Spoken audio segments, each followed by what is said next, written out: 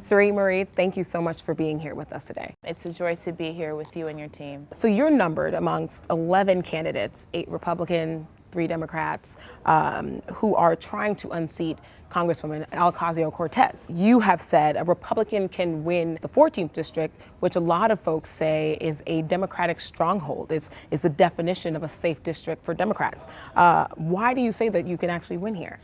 I'm in this race because there's a crisis in Queens and the Bronx, and that crisis is Alexandria Ocasio-Cortez. From the day she was elected, we've seen her on this path for the limelight. And the policies that she's introduced, quite frankly, are detrimental to America. And so how do you respond to critics who question whether you are truly a conservative in an ideological sense, whether that's because you have voted for President Barack Obama, had voted for him twice? How do you respond to those critics? My family history is embedded in conservative values, having been a part of the Jamaica Labor Party stemming from Jamaica. And history will tell you that we are staunch allies with the Republican Party. It was a no-brainer to make the switch, as I was a Democrat. Now, I gave President Trump my support in 2016, and I intend to give him my support again in 2020. How do you plan on standing out and making sure your name and message stands out, not just as an opponent going up against AOC, but as someone who is actually fighting for that district that you say that you're fighting for? I am a reflection of the district that I'm fighting for. As a migrant to this great country, we have some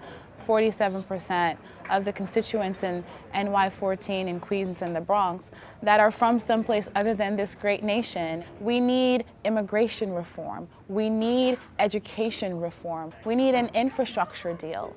These things not only would provide jobs, but provide a better quality of life, and frankly, not focus on divisiveness. Further on AOC, she recently endorsed in New York City Bernie Sanders' campaign. What was your response to that?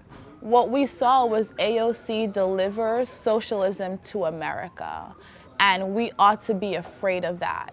If we're going to have legislators want to offer us Medicare for all, college for all, a government-run healthcare system, the Green New Deal, which has a $93 trillion price tag, which killed jobs.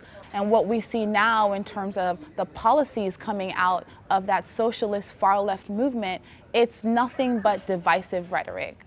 On divisive rhetoric, a lot of that we can argue has been coming out of this administration. For example, when we heard the president tell AOC and a number of freshman congresswomen of color to go back to where they came from. You said that those comments weren't racist. Do you still believe this?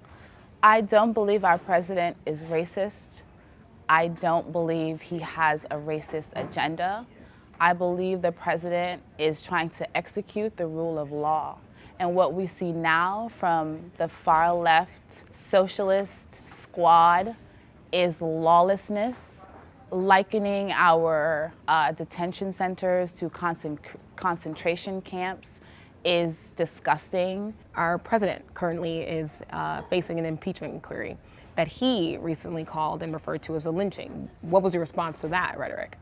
I think what we've seen is the Democrats' resistance movement taken to the 1,000 power. And so from the day he was elected, they've tried to get him out of office and undo a duly elected president. That's what I see. But a lynching. That's what the American people sees. I'm not the language police. People can say whatever they want and express their feelings however they want. I think what has been happening to the president is unfair to any human being. He has delivered on his promises for the American people, and I do believe he will be elected in 2020.